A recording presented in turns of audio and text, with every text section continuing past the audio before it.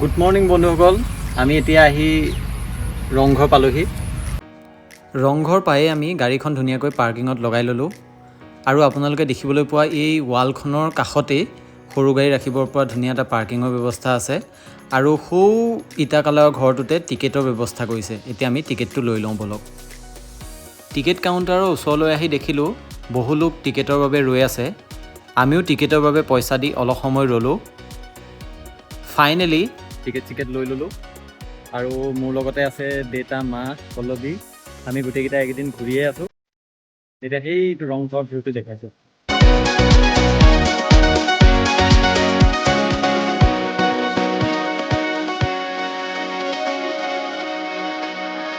আৰ্ক'লজিকেল survey of ইণ্ডিয়াই ৰংঘৰৰ সম্পৰ্কে এটা টোকা লিখি থৈ গৈছে। আহকচোন চাওঁ ৰংঘৰৰ সম্পৰ্কে কিনো লিখিছে। এই দুমহলীয়া অট্টালিকা আহোম স্বৰ্গদেউ প্ৰমত্ত সিংহই জীৱ জন্তু আৰু চৰাই চিৰিকটিৰ যুঁজ লক্ষ্য কৰি আমোদ প্ৰমোদ লভিবৰ বাবে নিৰ্মাণ কৰোৱাইছিল।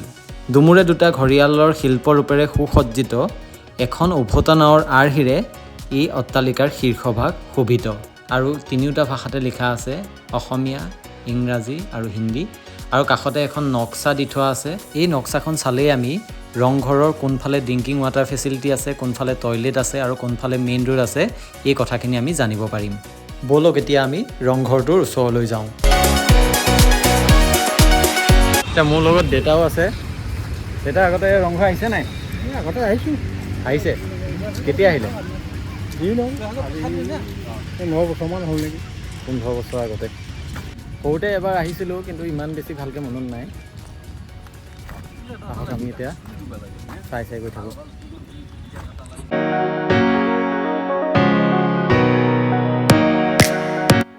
ৰংঘৰৰ সন্মুখৰ বহল পাত্ৰ সদৃশ এই দুটা কি বাৰু? কোনোবাই জানিলে কমেণ্টত জনাবচোন। এতিয়া ৰংঘৰৰ বাকৰি আমি দেখাইছোঁ আৰু এইফালে মোৰ দেউতা আছে। দেউতাই ক'ব যে ৰংঘৰত কি কৰা হৈছিল? ৰংঘৰত ৰজা আৰু যিখিনি বিষয়ববীয়া আছিল সেইসকল ৰংঘৰৰ ওপৰত উঠি এই খেলপথাৰখনতেই ম'হৰ যুঁজ, বিভিন্ন ধৰণৰ খেল ধেমালি ইয়াত আৰম্ভ হয় আৰু সেই খেল ধেমালিখিনি ৰজা বা ৰাজবিষয়াসকলে ৰংঘৰৰ ওপৰৰ পৰা আগতে হয়, দেউতাই কোৱা মতে ৰংঘৰৰ এটা ঐতিহ্য আছে। ইতিহাস যদি খুচৰি চাওঁ, স্বৰ্গদেউ ৰুদ্ৰসিংহই শাল কাঠৰ খুঁটাৰেই প্ৰথম চাংঘৰৰ আৰ্হিত ৰংঘৰ সজাইছিল। তাৰ পৰাই তেওঁ বিভিন্ন খেল উপভোগ কৰিছিল। পৰৱৰ্তী সময়ত ৰুদ্ৰসিংহৰ দ্বিতীয় পুত্ৰ প্ৰমত্ত সিংহই 8কোণীয়া এই পকীৰ ৰংঘৰটো নিৰ্মাণ কৰে।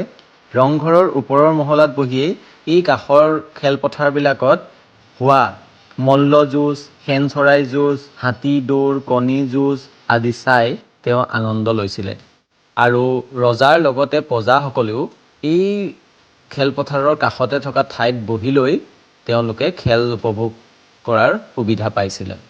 এতিয়া আমি ৰংঘৰৰ ভিতৰলৈ সোমাই যাম। তলৰ মহলটোত সোমাই এয়া আপোনালোকে দেখিবলৈ পাইছে চাৰিওফালে খোলা এটা জেগা আৰু ইয়াত সোমায়ে কিবা এটা ভাল লাগি গৈছে। ওখকৈ বনোৱা এনেধৰণে আৰু এইফালেদিও এনেকে ওলাই যাব পৰা এটা হেৰি আছে, পাত আছে। চবফালে বাটেই চাৰিও চাইডে। ইয়াত হয়তো মাছটো ইক' হৈ যাব পাৰে। বাহিৰলৈ ওলাই সেউজীয়া গছ গছনি, সেউজীয়া ঘাঁহ, মুঠতে গোটেইখন সেউজীয়া। কিমান যে ভাল লগা পৰিৱেশ চাওকচোন।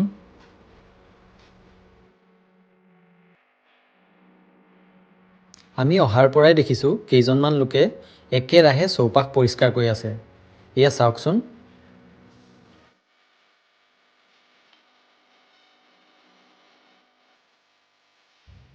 ৰংঘৰৰ বেৰত আঁকি থোৱা এই শিল্পকলাবোৰ চাওকচোন। দেখাততো এইবিলাক ফুলৰ দৰেই লাগিছে। এই ৰংঘৰটোৰ নিৰ্মাণ কাৰ্য আজিৰ পৰা প্ৰায় 300 বছৰৰ আগতেই হৈছিল।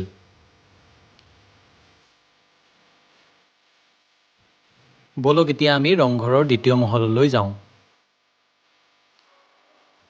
এতিয়া আমি এই খটখটিৰে ওপৰলৈ উঠিব লাগিব। ইয়াত আগৰ দিনত ৰজাৰ দিনত যিবিলাক ইটা আছিলে, ইটাবিলাক কিন্তু দেখাত একদম পাতলা পাতলা আৰু বহল এনেকুৱা ধৰণৰ ইটা ব্যৱহাৰ কৰিছিলে। ৰজাৰ দিনত ঘৰ সাজোতে চিমেণ্টৰ পৰিৱৰ্তে বৰা চাউল, মাটিমাহ, গুড়, শামুক, চূণ, বৰালি মাছ এইবিলাক মিলাই লৈ এটা পেষ্ট প্ৰস্তুত কৰিছিলে আৰু সেই পেষ্টটো লগাই লগাই এখনৰ পিছত এখন ইটা লগাই ঘৰবিলাক সজা হৈছিলে।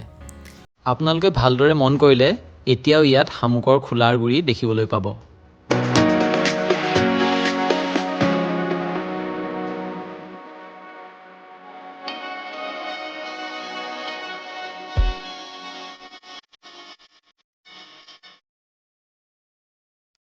এতিয়া আমি এই দ্বিতীয় মহলটো পালোহি। দ্বিতীয় মহলটোৰ ভিউটো আপোনালোকক দেখুৱাই দিছোঁ। দ্বিতীয় মহলটো হয়তো সেই সময়ত ৰজা বা ৰাজবিষয়াসকলে এই ঠাইবিলাকৰ পৰাই ম'হৰ যুঁজ, কণী যুঁজ, কুকুৰাৰ যুঁজ এইবিলাক তেওঁলোকে উপভোগ কৰিছিলে। এতিয়া চাওক এইটো ভিউটো।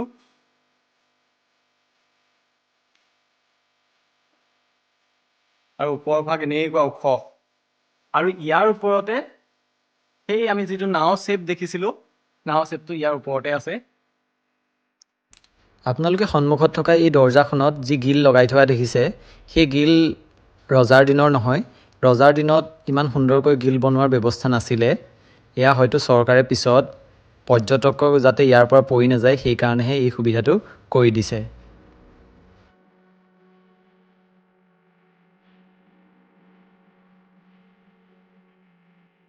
আৰু এইফালে যদি আমি যাওঁ, তেতিয়া 2 নম্বৰ ফালে ৰুমটোতো ইয়াতো সম্পূৰ্ণ খোলা। এইটো এটা সম্পূৰ্ণ খোলা ৰুম আৰু ইয়াৰ পৰা ৰাজবিষয়াসকলে ধুনীয়াকৈ ৰজাৰ লগতে বহি পেলাই বিভিন্ন ধৰণৰ খেল ধেমালিবিলাক উপভোগ কৰিছিলে। ৰং উপভোগ কৰাৰ কাৰণেই এই ঘৰটোৰ নাম ৰংঘৰ দিয়া হৈছে। গতিকে এই ঐতিহ্যমণ্ডিত স্থানটোলৈ আহি সঁচাকৈ বহুত ভাল লাগিছে। এইফালে মা দেউতা সকলোৱে চাই আছে, উপভোগ কৰি আছে। এইফালে পল্লৱী সকলোৱে চাই আছে। এতিয়া দেউতাই ক'ব আজি আহি কেনেকুৱা লাগিলে দেউতা? আগতেওতো আপুনি এবাৰ আহিছে, সেইবাৰৰ তুলনাত এইবাৰৰ পৰিৱেশটো আপুনি কেনেকুৱা দেখিছে? মই এবাৰ চাকৰি কালত 2বাৰ আহিলোঁ আৰু এইবাৰ সৈতে 3বাৰ হৈছোঁ। কিন্তু প্ৰথম অৱস্থাত যেনেকৈ দেখিছিলোঁ তাৰ পৰা ক্ৰমান্বয়ে চববাৰত বহুত ভাল লাগিল আৰু আজি বেছ ভাল লাগিল। কাৰণ গোটেই পৰিৱেশবিলাক চাফ চিকুণ কৰি ৰাখিছে। ৰংঘৰৰ ওপৰলৈ উঠি চোৱা হ'ল যে চাৰিওফালৰ পৰিৱেশটো ইমান সুন্দৰ হৈ আছে। গতিকে এইফালে আহিলে ৰংঘৰটো চোৱাটো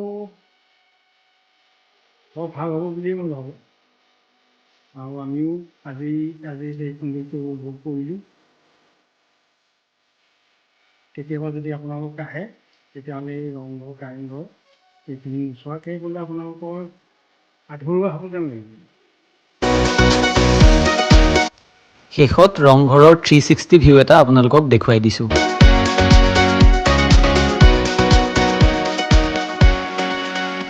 আজিলৈ ভিডিঅ'টো ইমানতে সামৰিছোঁ। যদি ভিডিঅ'টো চাই ভাল পালে তেতিয়া লাইক, কমেণ্ট, শ্বেয়াৰ, ছাবস্ক্ৰাইব কৰি দিব। পুনৰ এটা নতুন বিষয়ত নতুন এটা ভিডিঅ' আপোনালোকলৈ লৈ আহিম। তেতিয়ালৈ বাই বাই।